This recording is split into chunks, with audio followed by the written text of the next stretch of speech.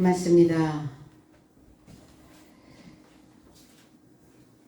우리는 하나님을 믿는 하나님의 백성이고 또 하나님의 백성들은 그 의무를 다하는 일꾼된 자들입니다. 그럼 일꾼은 무엇으로 일을 해야 하는가? 기도와 말씀의 봉사자로 일해야 된다는 겁니다. 그래서 기도와 말씀의 봉사자가 되었을 때 저와 여러분들의 사고와 저와 여러분들의 인생길이 더 풍성해지는 귀한 날들이 되어질 것입니다. 1절로 2절 이날 삶 안에서 제자 삶이 증가했는데 히브리인 삶을 향하여 헬라인 삶의 원망이 발생했다. 이는 그의 삶의 과부 삶이 날마다 봉사 안에서 홀대받았기 때문이더라. 그래서 12삶이 제자 삶의 대다수를 소환하여 말하되 하나님의 말씀을 제쳐놓고 나의 삶을 식탁으로 봉사함이 만족스럽지 않다. 이날 삶 안에서 이날이라는 단어, 삶이라는 단어, 날이라는 단어가 참 많이 나옵니다. 이날은 어떤 날이냐? 사도들이 지금 사도로서 행보를 하고 있는 이날이니까 일곱째 날 안에서 발생된 일입니다. 일곱째 날 안에서는 완성되어진 자도 있고 아직은 미완성된 자들도 있죠. 그러면 이 날 안에서는 사도들의 삶을 날이라고 이야기하는 겁니다. 저와 여러분들도 날이라고 이야기를 합니다. 나는 어느 날에 소속되어져 있는가? 고린도후서 4장 16절에 그러므로 우리가 낙심하지 아니하노니 겉사람은 후패하나 우리의 속은 날로 새롭도다. 우리는 어떤 날을 진행을 할 때 우리의 겉과 속이 분명히 다른 날을 가고 있어야 된다라고 사람들은 생각합니다. 그런데 성경 안에서는 우리의 겉에 가는 날과 우리의 속에서 만들어지는 그 날이 동일해져야 된다라고 말씀합니다. 겉은 컸는데 겉은 표면적으로는 일곱째 날이 되어진 것 같은데 속은 아직도 시작의 단계, 첫날의 단계, 한 날 안에 머물러 있는 그러한 인생도 있다는 겁니다. 그래서 사도들의 이 날 삶 안에서 제 해석은 이러므로 내 삶이 절망하지 않고 오히려 내 삶의 겉사람도 낡아지거든 속사람은 날로 날로 새로워진다. 그럼 우리의 속이 어떻게 날로 날로 새로워질까? 목적이 있는 신앙이어야 날로 날로 새로워질 수 있다는 거예요. 겉사람은 뭐냐? 엑소라는 단어예요. 문 밖에 있는 자들을 우리는 겉사람이라고 말합니다. 생소한 이런 의미를 가지고 있거든요. 겉사람이라는 단어가. 문 밖에 있는, 밖에 있는, 멀리 떨어져 있는 무엇과 하나님과 연결해서 떨어져 있는 자, 하나님의 말씀 밖에 있는 자들, 하나님의 말씀을 듣고 배우고 익히고 있는데 여전히 말씀이 생소한 자들, 이러한 자들이 겉사람이라는 겁니다. 맹목적이고 무조건적인 믿음을 가지고 있는, 그래서 뭔가를 추종하고 있는 자들, 원칙이 없이 덮어놓고 행동하는 사람, 그래서 믿는 것 같은데 문 밖에 있는 사람이라는 거예요. 하나님과의 관계에서 늘 생소한 자. 그래서 우리가 말씀을 배울 때 어떠했죠? 우리가 말씀을 접할 때 우리는 이 말씀이 생소하게 느껴졌어요. 그럼 겉사람이었죠. 처음 듣는 것이어서 익숙하지 않았던 이 겉사람이 배우는 제자 삶이 되었을 때 우리의 속이, 우리의 안이 하나님을 향하여 도달하게 되어진다는 겁니다. 이것을 엑소땡이라고 하는 속사람이라고 표현을 합니다. 도달하다. 어디로? 안으로, 안쪽으로. 저와 여러분들의 삶 안에, 저와 여러분들의 사고 안에, 마음 안에, 생각 안에 하나님은 계시기 때문에 거기에 도달해야 된다는 겁니다. 도달하면 어떻게 되어지는가? 능통해지겠죠. 그래서 날로 날로 빛은 빛된 삶으로, 낮이 된 삶으로, 깨달아진 삶으로 그 말씀의 삼매경에 빠지게 된다는 겁니다. 그래서 삼매경에 빠져야 그래야 날이 되어줄 수 있어요. 근데 날은 어둠의 날과 빛의 날 두 날로 바뀌게 되죠. 우리는 빛의 날이요 어둠의 탈바꿈을 하여서 이제 낮이 되어진 낮의 아들이라고 이렇게 표현합니다. 이 삼매라고 하는 이 단어는 산스크리트어예요. 그래서 이 사마디라고 하는 이 단어에서 삼매라는 단어가 왔는데 이 사마디를 번역하면 마음을 한 곳에 집중시키다. 이게 삼매라는 단어. 이게 산스크리트어에서 온 사마디라고 하는 단어입니다. 그러니까 우리는 어디에 집중되어져야 되는가? 성경이신 하나님께 골똘히 몰두하게 되면 날로 날로 새롭게 된다는 겁니다. 바로 일곱째 날이 되어줄 수 있다는 거예요. 골똘, 우리는 뭔가를 생각할 때 골똘히 생각해야 되죠. 이 골똘은 골독이라고 하는 단어가 변한 말이에요. 골이라고 하는 단어는 빠질 독, 빠질 골, 오로지 독. 그러니까 뭔가에 빠져서 오로지 그 생각 하나에 집중하여 있는 것을 골독이라고 이야기합니다. 골똘이라고도 말합니다. 그러니까 하나님께 빠져서 오로지 몰두하면 몰두, 이 머리가 잠기는 거예요. 무엇에? 새로워진 말씀에, 위에 있는 말씀에. 그래서 새롭다라고 하는 단어가 아나카이노라는 단어예요. 아나, 위에서 새롭게 되다. 그 위로 올라가야 새로워진다는 거예요. 바닥에 있어서는 맨날 더러운 물만 우리의 몸에 부어지게 되죠. 그 올라가야 새로워질 수 있다. 제자상, 배우는 삶이 많아졌다고요. 증가했다고요. 그럼 이건 숫자적인 의미도 있기는 하지만 무엇인가 그 안에 영향을 주는 자의 모습이기도 합니다. 질적인 변화죠. 질적으로 영향을 주는 삶이 더하여지고 있다는 것. 그럼 그리스도인들은 어떤 삶이냐? 영향을 주는 자가 되어져야 되겠죠. 그럼 영향을 미치려면 어떻게 해야 될까요? 영향을 주려면, 선한 영향을 주려면 어떤 상황이 만들어져야 영향을 줄 거 아닙니까? 그럼 영향을 주는 사람들을 보면은 미천이 많아요. 우리는 미천, 그 밑이라고 하는 단어는 바탕이 되다, 근본이 되다, 본바다, 기본.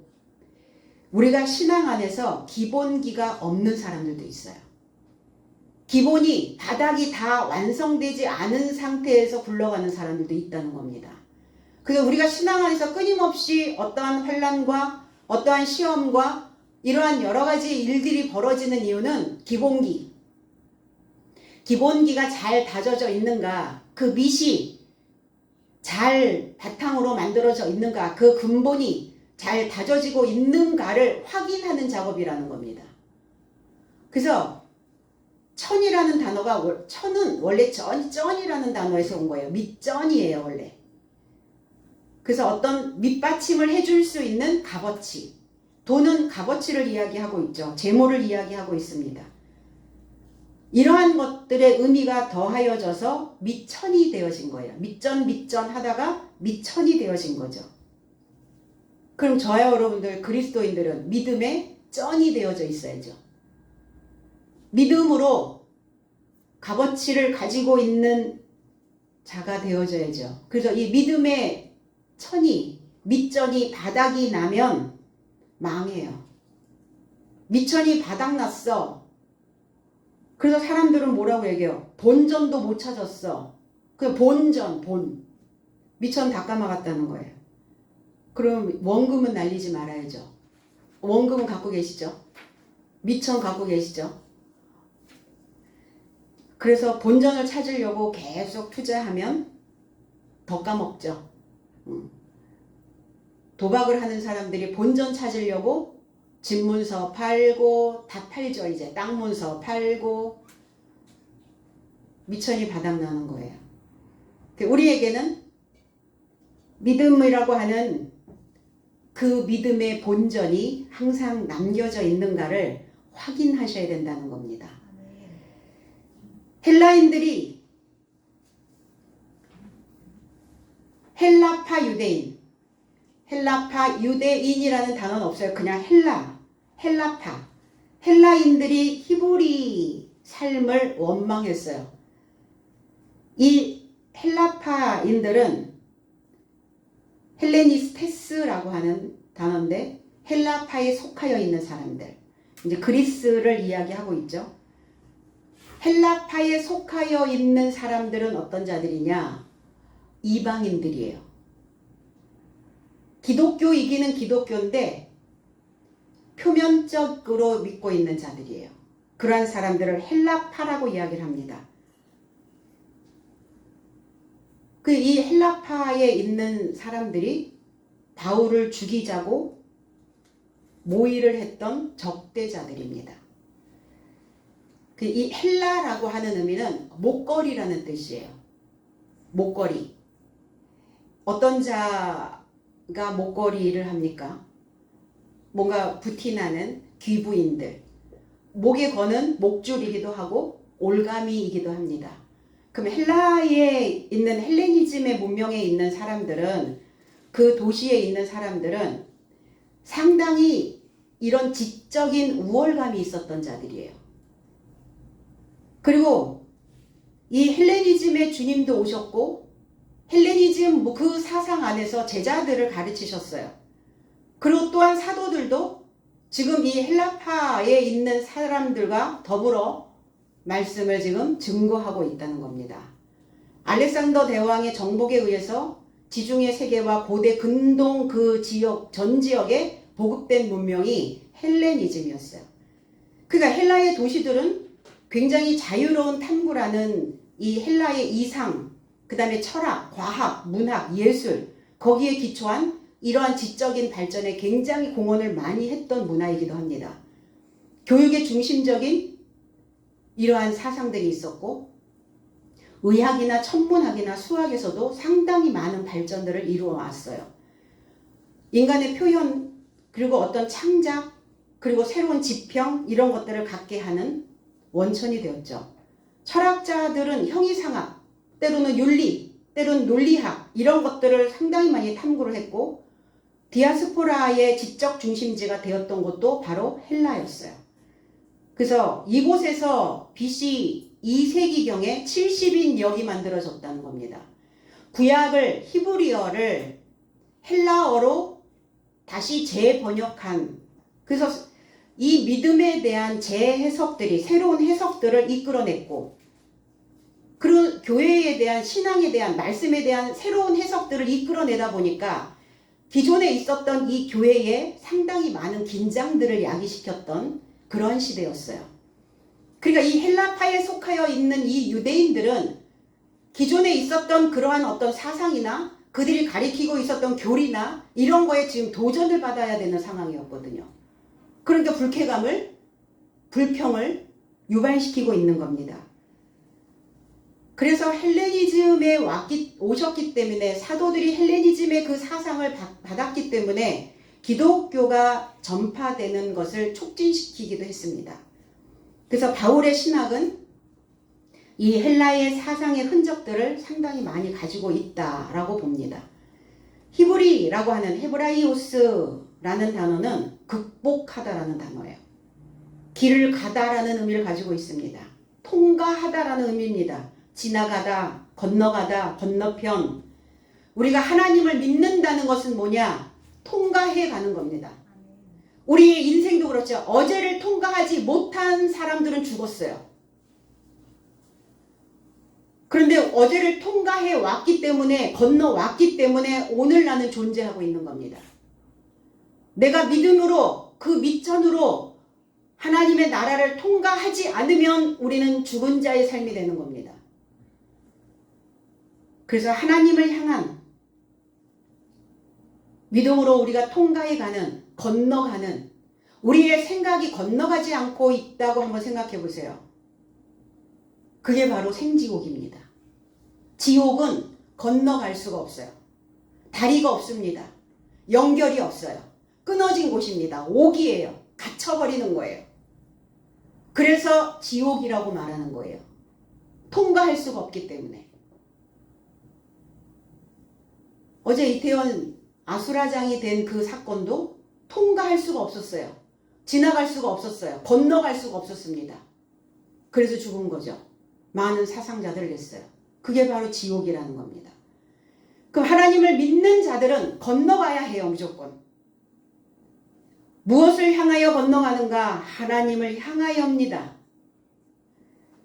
그런데 지나가는, 통과해가는, 이 극복해가는 이 과정 속에서 걸림돌이 생긴다는 거예요. 사상적 충돌이 만들어집니다. 그러니까 당연히 원망이 발생이 되겠죠.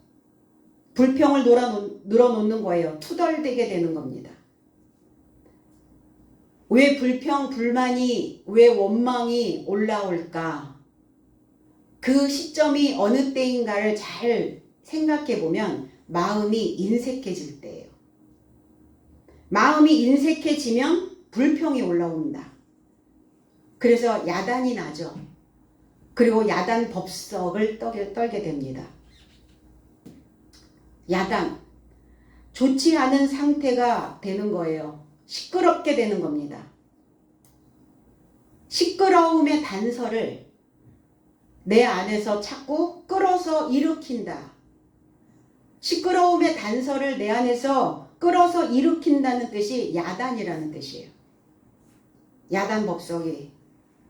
그럼 불평의 단서를 끌어일으켰으니까 야단이 난 거죠. 누가? 헬라파에 있는 자들이. 고정되어져 있는 자들이. 건너가지 못하고 있는 자들이. 불평의 이유가 뭘까? 봤더니 헬라파에 소속되어져 있는 자기 과부 삶이, 자기의 삶에 소속되어져 있는 과부들이 구제에 빠졌다 그랬어요. 구제, 디아코니아라는 단어예요. 디아코니아라고 하는 단어는 봉사라는 단어입니다. 누구를 도와주는 이게 아니라 봉사자로, 직무를 수행하는 자로 거기에 빠져 있다. 그곳에서 무시당하고 소홀히 대하고 홀대당하는 것 같은 그러한 상황. 그러니까 유대인들은, 헬라파에 있는 자들은 불평이 올라오는 거예요. 나에게 소속된, 헬라파에 소속되어져 있는 과부인데 헬라파 유대인들의 신앙과 히브리인들의 신앙관이 달랐던 거죠. 히브리인들은 디아스포라가 되어져서 여기저기 흩어져 있어요. 물론 헬라파에 소속되어져 있는 유대인들도 디아스포라가 맞습니다. 그런데 신앙관이 달랐던 거죠. 히브리인들은 갈급했어요. 왜? 통과해야 되니까. 건너가야 되니까. 극복해야 되니까. 에너지가 필요했겠죠. 그러니까 그 말씀을 간절함 안에서 말씀을 배웠고, 헬라파에 소속되어져 있는 삶은 그들은 지적으로 상당히 우월성을 가지고 있었기 때문에 말씀을 배우는 일에 그들은 그렇게 많은 비중을 두지 않았다는 겁니다. 그런데 거기에 소속되어져 있는 과부들이 말씀을 배우는 일로, 그럼 우리가 어떤 봉사를 해야 되는가? 여러분들이 지금 봉사자인데 어떤 봉사를 해야 되는가? 말씀을 배우는 이 일이 나 자신에게 하는 봉사고 하나님을 향한 봉사라는 겁니다.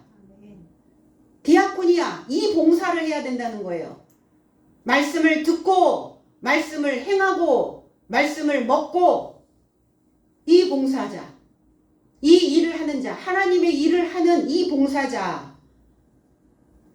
그런데 이 봉사의 일을 하면서 헬라파에 소속되어져 있는 과부된 삶이 알아듣지 못하겠죠? 왜? 생소하니까. 헬라적인 신앙 안에 있을 때 들었던 메시지가 설교가 아니라 새로운 버전의 설교니까 생소했을 거 아니에요. 그러니까 알아듣지 못하고 히브리인의 삶이, 사도들의 삶이, 과부들의 삶을 봉사할 수 있도록 가르침을 주고 그 가르침으로 너희들의 삶에 직무를 수행하는 그 일들을 하라고 그렇게 가르치고 있으니까 무시당하는 것 같은 느낌이 드는 거예요. 훅훅 알아들어서 잘 알아들었다라고 그래야 되는데 분위기가 영 못 알아듣는 것 같은, 그리고 한쪽에서는 가르치는 그 사도들이 뭔가를 홀대하는 것 같은 그런 느낌이 확 들어왔겠죠. 헬라파에 속하여 있었던 과부들은 그냥 던져주는 메시지에 별 반응 없이 그냥 듣기만 하였었는데, 그런데 사도들이 던져주는 그 메시지는 질문을 던지거든요. 끌어내거든요. 극복할 수 있도록, 그리고 이 말씀을 접목할 수 있도록, 깨달을 수 있도록 던져주니까 뭔가 홀대당하는, 그러니까 그 불평이 헬라파에 있는 사람들에게 올라왔던 거예요. 과부가 누구냐? 남편이 없는 자를 과부라고도 이야기하고 있지만 부족한 자의 모습입니다. 틈이 많은 자, 공간이 있는 자, 빈틈이 많은 사람을 과부라고 말합니다. 고아와 과부를 하나님께서는 치료하셨고 보존하셨고, 부족의 개념으로 과부를 이렇게 이야기합니다. 옆에 없잖아요. 옆에 있어야 되는데 틈이 있단 말이에요. 채워져야 되는데 공간이 메꿔지지 않고 있단 말입니다. 누가복음 2장 37절에 과부된 지 84년이라 이 사람이 성전을 떠나지 아니하고 주야에 금식하며 기도함으로 섬기더니 그랬어요. 제 해석은 그녀는 84세 된 과부요 금식과 강구 삶으로 밤낮을 섬기며 성전으로부터 떠나지 않더라 그랬어요. 이 과부가 누구냐? 아셀 지파에서 나온 비누엘의 딸 안나라고 하는 예언자였어요. 아셀이라고 하는 단어는 평탄하다, 올곧다, 행복하다 이런 의미를 가지고 있어요. 그럼 저와 여러분들은 아셀 지파에 소속되기를 원하죠. 행복한 삶을 사는 자는 누구냐? 비탈길에 서 있는 자가 아니라 평탄하게 가는 자. 그럼 평탄한 인생을 사는 자는 누구냐? 내 안이 하나님의 진리의 말씀으로 꽉 채워져서 평탄하여 있는 자. 주님의 길을 평탄케 만든 자. 하나님의 진리로 꽉 채워져 있는 자를 평탄하다 이렇게 표현합니다. 왜 울퉁불퉁해지죠? 왜 내 안에서 원망이, 불평이 왜 올라오죠? 평탄해지지 않아서 그래요. 메꿔지지 않았단 말이에요. 아셀 지파, 이 행복한 평탄한 씨족, 종족, 혈족. 그래서 이 지파라고 하는 이 휠레라고 하는 단어는 바라하다라는 의미를 가지고 있어요. 그럼 저와 여러분들은 씨인데, 하나님의 씨인데 이 씨가 바라할 수 있는 씨냐, 바라하지 못하는 씨냐예요. 씨에는 눈이 다 있어요. 씨눈이 있거든요. 그 씨눈에서 싹이 나옵니다. 그런데 똑같이 심었는데 바라하지 않는 씨가 있고 바라하는 씨가 있어요. 무엇의 차이일까? 채워지지 않음의 문제예요. 아셀이 되어져 있지 않다는 겁니다. 올곧지가 않은 거예요, 생각이. 그러니까 바라하지 않는 겁니다. 비누엘이라고 하는, 파누엘이라는 단어예요. 파나라는 단어, 하나님과 대면하다, 하나님을 향하다. 그래서 이 파누엘이라는 단어는 하나님의 얼굴이라는 뜻이에요. 그러면 저와 여러분들은 하나님의 얼굴이어야 해요. 하나님을 무엇으로 홍보할 겁니까? 하나님을 어디다가, 어느 매체에다가, 채널 어디에다가 광고를 할 겁니까? 저와 여러분들이 채널이에요. 저와 여러분들이 다니는 간판입니다. 딸 안나라는 의미는 은총을 입다, 몸을 굽혀 긍휼을 베풀다, 은혜를 베풀다. 그래서 기도와 말씀의 봉사를 하는 삶이었어요. 그 과부의 나이가 84세라, 84세. 8이라고 하는 단어, 오그도스라는 단어죠. 빛나다, 푸짐하다, 향유라는 의미를 가지고 있어요. 그 기름마다 특유한 향이 있습니다. 풍성해지잖아요. 풍부해지잖아요. 내가 빛이 나잖아요. 그 사람에게 향이 나와요. 사람들은 각각 자기가 가지고 있는 체취가 있어요. 몸에서 향이 나옵니다. 냄새가 나와요. 그래서 기분 나쁜 표현도 기분 좋은 표현도 냄새가 난다고 표현합니다. 그래서 기름이 지면 하나님의 기름 냄새가 나요. 하나님의 기름 냄새는 어떻게 나오냐? 푸짐하게 나옵니다. 그리고 빛이 나요. 사세 납작하게 엎드리다 네모 반듯하다. 그래서 84라고 하는 의미는 부유함으로 빛나서 반듯하여진 인생, 기름짐으로 부유해져서 반듯하게 된 이 자가 성전에서 말씀으로 수종들며 머물렀다고요. 봉사자입니다. 기도와 성전에서 뭐 했겠어요? 선지자니까, 목자니까 기도와 말씀으로 봉사하고 있는 겁니다. 누구를 향하여? 하나님을 향하여, 그리고 자신을 향하여, 성도들을 향하여.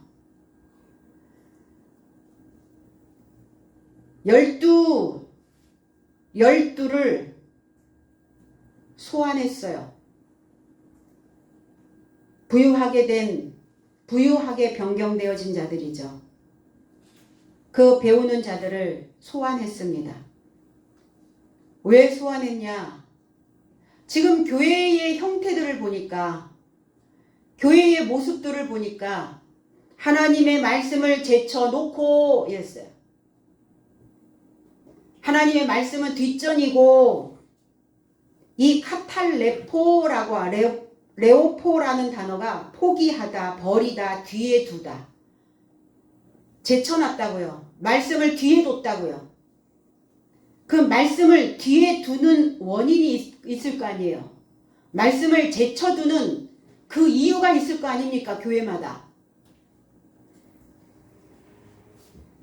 그 원인은 성경에 대한 개념이 없기 때문이에요. 성경에 대한 개념이, 새로운 개념을 배우지 않고 있기 때문에 말씀을 제쳐두는 거예요. 뭐만 합니까? 퍼포먼스만 하죠.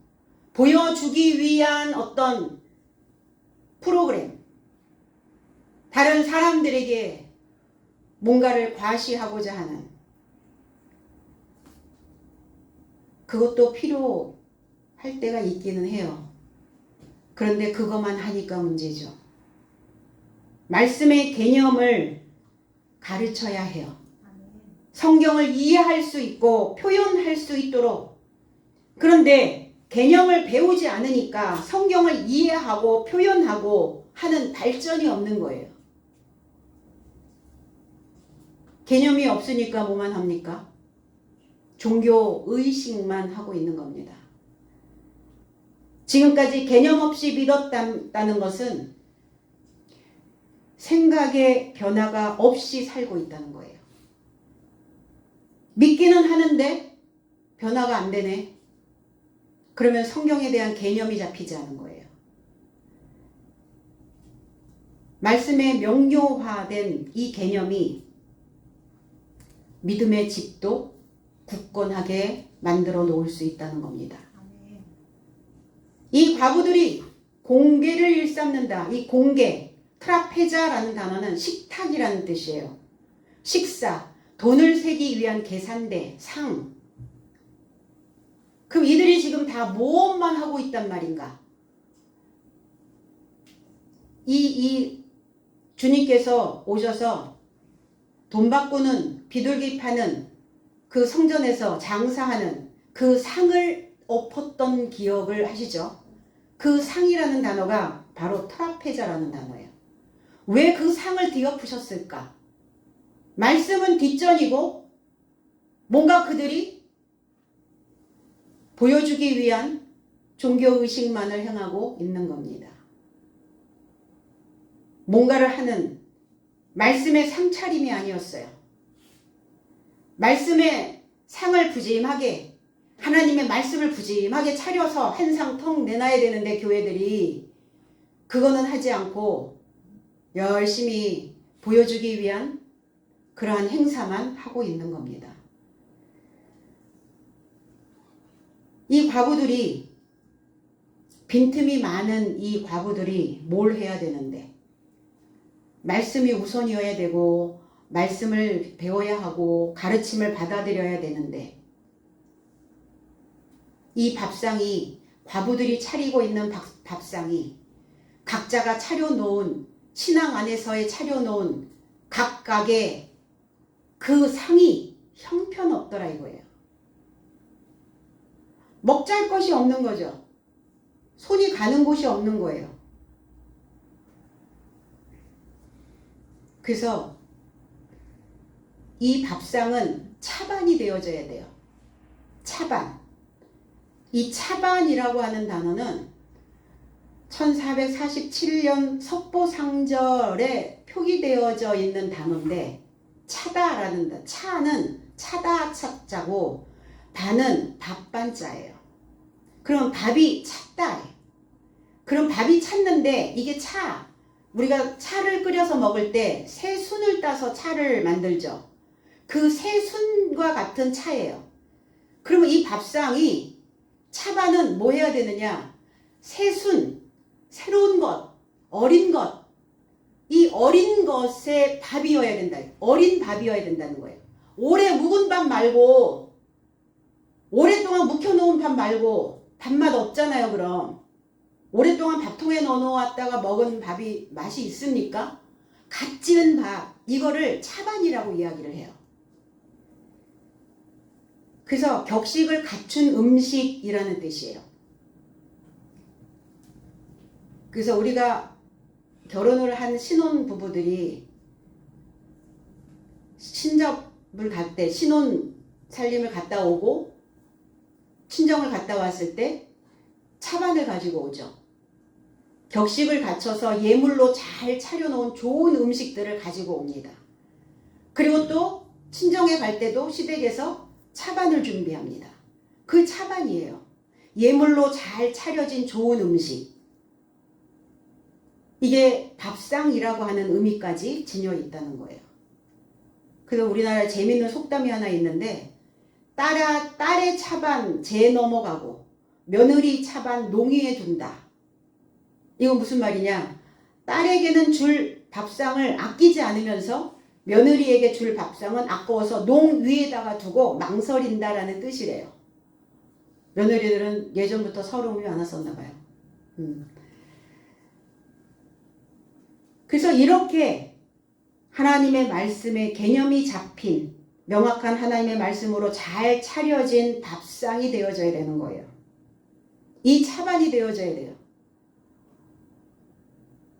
저와 여러분들은 하나님께 드리는 하나님의 차반이어야 된다고요. 근데 과부들이 부족하면서, 틈이 많으면서, 메꿀 게 많은데 아직 공간이 너무 많이 남아있는데 그건 뒷전이라.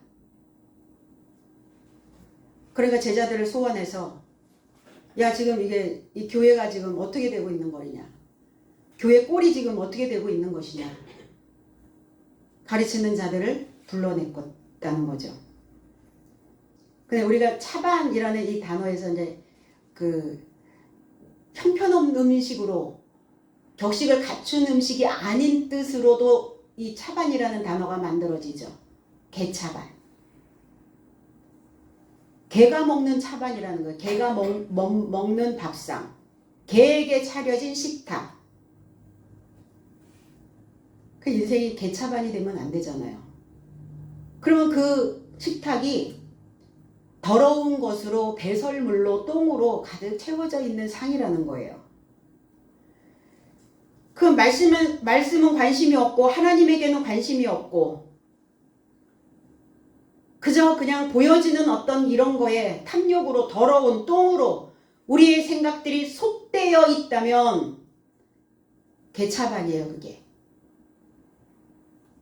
그럼 과연 저와 여러분들은 하나님께 어떤 식탁을 차리고 있는가? 고린도전서 10장 21절에는 너희가 주의 잔과 귀신의 잔을 겸하여 마시지 못하고 주의 상과 귀신의 상에 겸하여 참례치 못하리라. 제 해석은 너의 삶은 주의 잔과 귀신의 잔을 마심이 불가능하다. 주의 삶과 귀신 삶의 상에 참여함은 불가능하다. 주의 상과 귀신의 상이 나오네요. 귀신, 나쁜 성질, 더러운 성질, 운을 분배하는 하나님과 귀신, 운을 분배받고자 우리가 하나님을 믿는 목적이 내 운을 분배받고자 하는 겁니까? 그냥 이 땅에서 잘 먹고 잘 살고 누리고 기름진 꼭 그것만을 원하는 건 아니잖아요. 우리의 영적인 부분이 우리의 마음적인 부분이 우리의 사고가 기름지고 풍요로워지면 당연히 우리의 바깥에 있는 그 삶도 풍요롭고 기름질 수밖에 없어요. 그런데 거꾸로 하고 있단 말이에요. 먹고 사는 거에는 열심히 하면서 하나님의 말씀을 배우고 가르침을 받고 그것으로 봉사하고자 하는 이 봉사의 직무는 수행하지 않고 두 주인에게 종살이하고 있는 자의 모습입니다. 하나님과 재물에게 종사하는 것은 불가능하다. 하나만 선택해라. 하나님이든 귀신이든 돈의 노예로 사는 자가 귀신의 상에 참여하는 자라는 겁니다.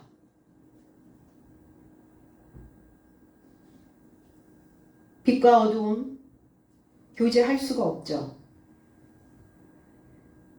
그래서 교회의 봉사자로 나는 어떤 직무를 지금 하고 있는가? 하나님의 상으로 떡 벌어진 한 상을 말씀으로 차려놓고 있다면 우리는 하나님께 만족을 드리게 될 것입니다. 이런 식탁으로 봉사하는 것은 마땅치가 않다. 사도들은 그렇게 지금 제자들을 소환하여 말씀하고 있는 거예요. 마땅치 않다. 아레스토스, 뜻에 맞지 않다. 하나님의 뜻에 맞지 않다. 다 자기 만족을 위해서 살고 있는 것이다. 하나님의 뜻대로 믿는 게 아니라 자기 뜻대로. 그리고 어떻게? 아무 생각 없이 믿는 거예요. 교회는 안 다닐 수는 없고 다녀야 될 것 같고 안 다니면 뭔가 하늘에서 뭐가 불이익이 떨어질 것 같은 그런 불안감이 오니까 불안감을 감수하기 위한 교회의 출석입니까? 그러면 안 되죠. 그럼 개차반되는 거예요. 그래서 그 믿음에 미천이 다 달아나는 겁니다. 그래서 흔들리는 거예요. 3절로 4절 그런즉 형제 삶이여 너의 삶에서 난 성령과 지혜의 증거를 받아 충만한 7 장정 삶을 살피라. 나의 삶이 저 요구에 접하여 임명할 것이다. 그래서 나의 삶은 기도와 말씀의 봉사에 열중할 것이다. 성령 거룩한 거룩한 영입니다. 진리의 영입니다. 참 것이에요. 칭찬받는이 아니라 증인, 충만한 7 장정의 삶을 너의 삶에서 살피라. 7명이기도 하지만 저와 여러분들의 7 삶입니다. 그럼 7 장정의 삶이 되어져 있는지 너의 삶에서 살펴라. 그래서 지혜가 있는 자, 현명한 자, 이 소피아라고 하는 단어입니다. 현명하다, 지혜롭게 되다. 히브리어로 가면 호크마라는 단어입니다. 공교한, 명철하다, 유익이 있다, 지각이 있다. 지각이 있어, 사고력이 있어. 지혜로운 자입니다. 잠언서 10장 14절에 지혜로운 자는 지식을 간직하거니와 미련한 자의 입은 멸망에 가까우니라. 지식, 아는 거죠. 알아채는 거예요. 그것이 분명하다는 거, 명확하다는 거 확인하는 겁니다. 이건 지식이에요. 그래서 지식으로 알고 지혜로 깨닫는 겁니다. 지혜와 지식은 그래서 같이 가는 거예요. 연결해서. 알고 있어. 알아챘어. 확인했어. 그랬다면 깨달아야죠. 깨닫는다는 것은 변합니다. 깨닫는 것은 아래에서 위로 가는 거예요. 깨닫는다는 것은 다시 나의 근본을 다져놓는 겁니다. 근데 사람들이 이렇게 얘기해요. 알아. 지식이 들어갔으니까 알았겠죠. 뭐가 잘못인지 알아챘겠죠. 그리고 자기가 어떤 상태인지 내가 7 장정의 삶인지 나를 살폈으니까 확인됐겠죠. 거기에 머물러 있으면 안 되죠. 그러니까 이제 지식이 들어가서 알았으니까 어떡하라고. 그러면 지혜로 넘어가야죠. 깨달아 변화돼야죠. 미련한 자, 어리석은 사람, 괴팍한 사람. 괴팍 뭐예요? 안 들어가는 거예요. 스며들질 않는 거예요. 마음이 괴팍해서. 그러한 자의 입은 멸망에 가깝다. 멸망, 폐허란다는 폐허. 입이 폐허가 되는 거예요. 왜 폐허가 되는가? 입이 왜 폐허가 될까요? 빈어증 때문에. 빈어. 우리가 피가 부족하면 빈혈이라고 그러죠. 빈혈. 그 피가 부족하면 어때요? 헤모글로빈의 부족으로 인하여 쓰러지고 두통이 오고 어지럽고 여러 가지의 문제가 빈혈이 되면은 발생이 되겠죠. 그럼 말씀의 부족을 빈어라고 얘기합니다. 빈어. 그럼 이 빈어를 방치하면 빈어증이 돼요. 증. 병이 된다는 거예요. 병. 그러니까 빈어증을 방치를 하니까 당연히 깊은 사유의 사고가 불가능해지는 거예요. 알고 있어. 거기서 땡. 이 빈어증 때문에 그래요. 그러니까 문제 해결력, 사고력에 심각한 문제가, 장애가, 비상등이 발생이 되는 겁니다. 그래서 입 안에 말씀이 비면 폐허가 돼요. 버릴 폐, 허자거든요. 터허. 폐허라는 단어는 입 안에 터가, 입에 터가 버릴 거, 버려져 버렸어. 다. 칭찬 듣는 사람, 증인되어져 있는 사람, 증명할 수 있는 사람 7 증명해야죠. 내가 그동안 배우고 본받은 것들을, 가르침을 받았던 것을, 신앙생활 해왔던 믿음의 증거를 내놓으셔야 된다는 겁니다. 뭘로 증명하실 거예요? 7으로요. 그 7이 뭡니까? 완전하다, 실컷 먹이다. 완전한 지혜를 실컷 먹일 수 있는 7 장정. 그 장정을 택하라, 살피라, 조사하라, 주시하라. 과연 나는 하나님의 이 완전한 지혜를 실컷 먹일 수 있는 장성한 자가 되어져 있는가? 그래서 나 자신을 조사해 보시라고요. 나를 조사하고 주시하고 살피고, 그래서 내가 그들을 임명할 것이다. 세울 것이다. 하나님이 직분자들을 임명도 하시지만 파직도 하십니다. 파면도 시켜요. 목사직을, 전도사직을, 강도사직을, 집사직을 받았음에도 불구하고 봉사하지 않는 자는 파직이 됩니다. 하나님의 일을 하지 않는 일꾼들이 직무만 갖고 직임만 갖고 있으면 뭐 할 거예요? 직임을 줬을 때는 일하라고 수행을 하라고 줬는데 자기 멋대로 아무 생각 없이요? 그래서 파직 공고를 내죠. 어느 교단에 소속된 아무개 목사를 파직합니다. 공고를 냅니다. 그럼 더 이상 목사가 아닌 거예요. 그 교단에서 목사 안수를 받고 그런데 마땅한 일을 행하지 않고 있다면 하나님을 증명하는 증인의 삶을 살고 있지 않고 세속에 속하여 세상에 속하여 정치권에 속하여 그 일을 하고 있다면 그는 파직이에요. 그들을 우리가 맡기고 임명하여 세우고 그리고 그들을 하나님의 직분자로 만들어 놓는다는 겁니다. 7장정을 그리고 기도하는 프로슈케라는 단어죠. 기도하는 것. 프로스 무엇을 향해다 향하다. 하나님을 향하여 어떤 방향이에요. 우리가 살아가는 모든 사람들도 방향성이죠. 방향 잘 잡았잖아요, 우리는. 방향 잘 잡았으면 이제 소원하셔야 됩니다. 방향을 향하여 소망하다. 방향을 원하다. 방향을 소망하다. 방향을 원한다는 것은 하나님을 향하여 소원하는 것.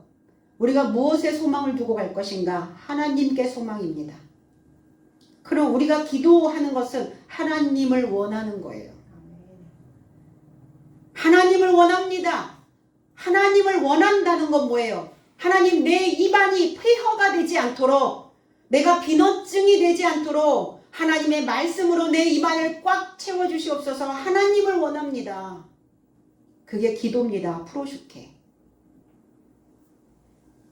하나님은 말씀이시죠. 그리고 성경은 영적 하나님이라고 그렇게 기록되어져 있습니다. 기도와 말씀을, 이 말씀은 로고스예요. 논리적인 것, 그 생각을 포함하여 말해진 것, 이성과 논리.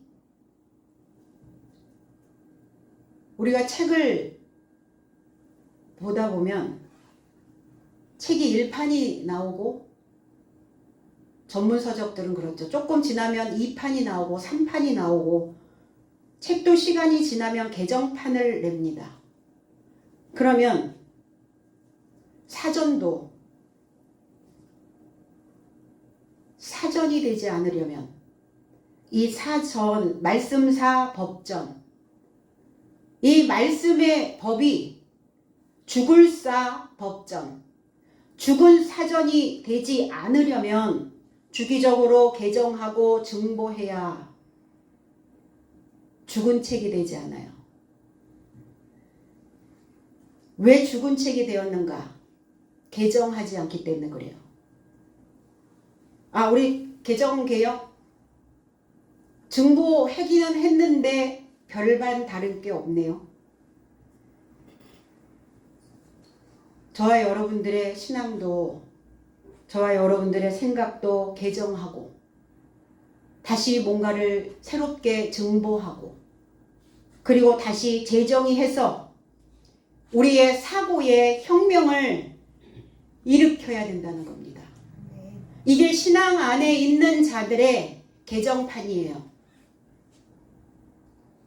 이 책만 개정할 것이 아니라 신앙생활을 하고 있는 살아있는 생명책이 된 저와 여러분들의 사전도 개정해야 된다는 겁니다. 그 전하는 것을 전하는 것, 이게 단어도 디아코니아라는 단어예요. 봉사하는 일을, 봉사하는 그 직무를 수행하는 그 일을 전무하리라. 프로스 카르테레오라는 단어예요. 전무하다, 열중하다, 주의를 집중하다, 근실하게 일하다. 지속성, 인내심, 진지하다 이런 의미예요. 그러면 그 봉사의 직무를 근실하게 하시라고요. 인내심을 갖고 지속해내시라고요. 어느 날 조금 에너지가 발생이 되면 했다가 안 했다가 들락날락 하면 이게 주의를 집중시킬 수가 없잖아요. 안 만들어지는 거예요. 그래서 바탕이. 공든탑 무너집니다. 기도와 말씀의 식탁 봉사자로 갈피를 잘 잡고 열중하여 지속성 있게 일을 해야 합니다. 갈피가 뭔지 아시죠? 우리가 책을 읽을 때 어디까지 읽었는지 책에 서표를 해놓죠. 표시를 해놓네. 표시. 그거를 갈피라고 말합니다. 책과 책 사이, 장과 장 사이. 그래서 책장과 책장을 가르기 위해서 꽂아두는 꽂이, 그거를 갈피라고 얘기해요. 그래서 이 서표가 없으면 내가 어디를 읽었는지, 어디까지 읽었는지 읽지 않은 부분의 갈피를 찾아낼 수가 없죠. 그러니까 신앙인들은 갈피를 잘 잡으셔야 해요. 변화되지 않고 계속 반복하고 있다는 것은 갈피를 못 잡아서 그래요. 갈피가 없는 거야. 갈피가. 읽은 내용 또 읽고 장이 넘어가야 되는데, 책이 넘어가야 되는데, 새로운 스토리가, 나만의 스토리가, 하나님과 함께하는 그 히스토리가 전개되어져야 되는데 히스토리가 전개되지가 않아. 왜? 어디 읽었는지 모르니까 어제 읽었던 거 오늘 또 읽고, 오늘 읽은 거 내일 또 읽고, 1년 내내 똑같은 장만 반복해서 읽고 있는 거예요. 갈피를 못 잡고 있으니까 어때요? 방향을 잃어버리죠. 갈피를 못 잡으면 갈팡질팡하게 돼요. 그래서 신앙 안에서. 왜 흔들립니까? 옳은 말씀인데 왜? 그 말씀이 왜? 뭐 때문에 힘이 들죠? 생소해서. 그러니까 아직은 겉사람인 거예요. 안으로 쭉 밀고 들어가셔야죠. 그 말씀을. 이선희의 이 노래가 기억납니다. 영 책갈피에 꽂아둔 영 은행잎은 퇴색해도 그 책갈피에 꽂아둔 은행잎은 퇴색해도 하나님의 살아있는 그 말씀의 갈피에 꽂아놓은 그 믿음의 모습은 퇴색하면 안 되죠. 처음 먹었던 마음, 첫사랑, 첫 믿음, 그 첫 믿음, 그리스도로 오신 그 믿음, 그리스도인이 된 그 믿음, 그 믿음이 퇴색하지 않고 지루하지 않도록. 그래서 우리 모두가 다 하나님의 살아있는 하나님의 상을 하나님께 드리는 그 예물의 식탁을, 그 찬반을 잘 차려낼 수 있는 기도와 말씀의 봉사자가 되실 수 있도록 나사렛 예수 그리스도 이름 안에서 축복드립니다. 기도하겠습니다.